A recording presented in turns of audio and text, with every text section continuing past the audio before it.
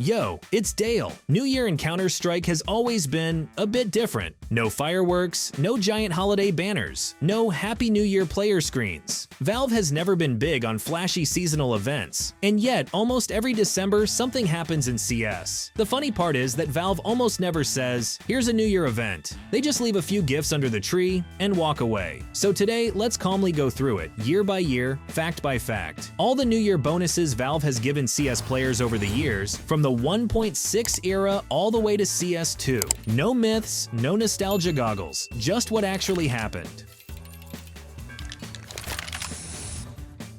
Let's start with the old school, the Counter-Strike 1.6 era. And here's the key thing. There were no official New Year events from Valve back then. None. At all. Valve shipped the game, and the holiday spirit in CS was entirely built by the community. But New Year was still very much there, just in a different way. First, servers. Every December, admins would switch to winter maps, plus countless custom maps with snow, lights, and Christmas trees right on bomb sites. None of this was official, but it was everywhere. Second, models. Public servers were full of Santa hats on player models, snowballs replacing grenades, chickens in holiday outfits.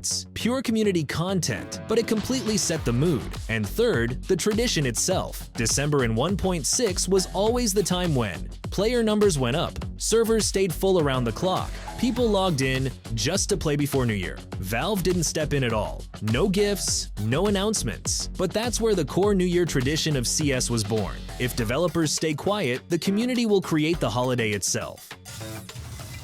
See the promo code on the screen. Don't wait for a lucky chance. Luck is already on your side. Enter the promo code on our website and collect top loot from GGDrop. Have fun hunting!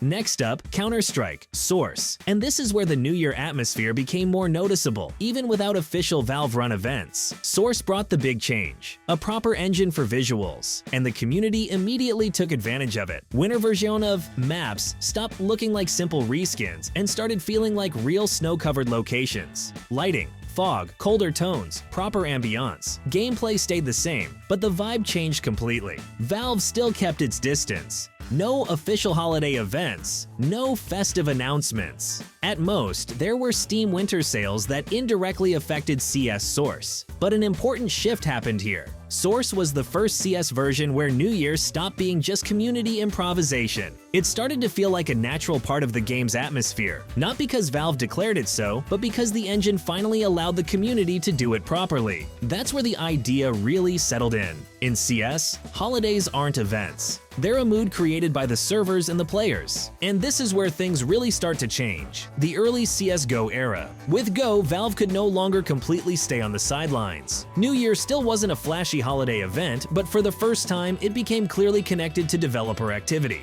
The economy. The Steam Winter Sale became a major part of CSGO life. December meant higher player numbers, increased skin trading, and a lot more activity around cases and operations. New Year quietly turned into one of the most active months in the CS calendar. Stickers, themed capsules, and small visual touches that appeared around the winter period. No fireworks, no banners, just subtle signals that something special was happening. Valve still wasn't doing events for the sake of events, but during this era, it became clear. For CSGO, New Year was a time for updates, momentum, and attention. Not a show, just a careful push forward. And then, the legendary chickens and hats. Yes, that actually happened. Valve occasionally added small visual jokes during winter periods, and chickens wearing festive accessories became a perfect example of Valve's quiet sense of humor.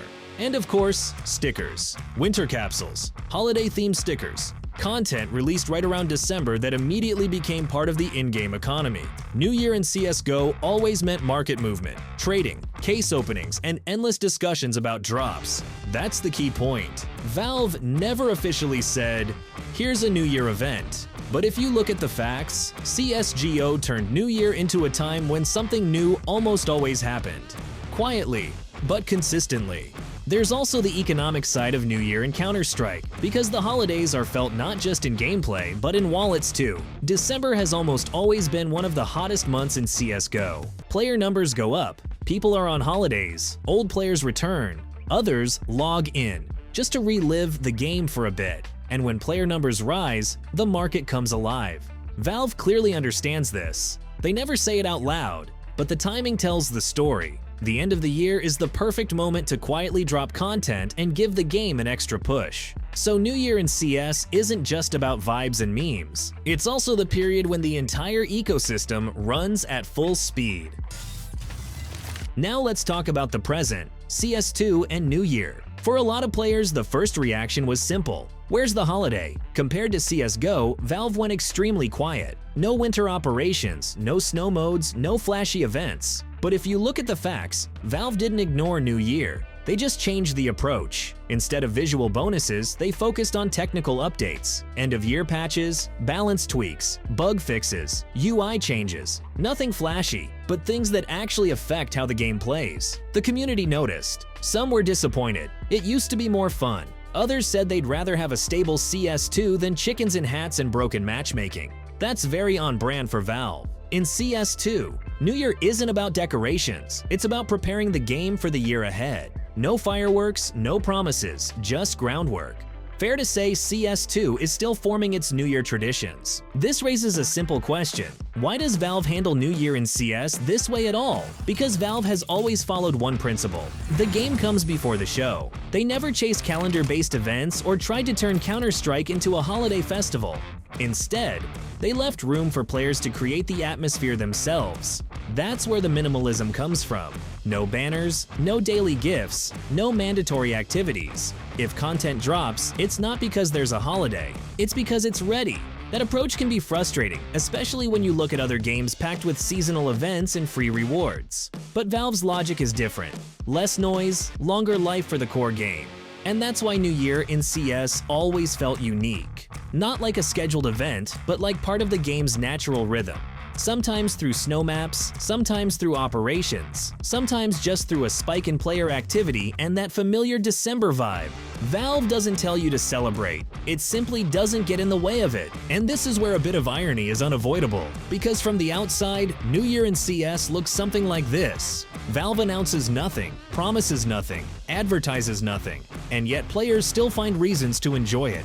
When you put all of this together, the conclusion is surprisingly simple. Valve has never turned New Year in Counter-Strike into a big show. Not in 1.6, not in Source, not in CSGO, and not in CS2. And yet, every December something still happens. Maybe that's the real magic of CS. The holiday isn't forced by the developers. It's created by the community itself. Valve doesn't lead you by the hand. It simply doesn't get in the way. So if you log into Counter-Strike this new year, remember, you're part of a tradition that's been going for over 20 years. No fireworks, no Happy New Year achievements, just that familiar feeling that keeps people coming back to CS every December.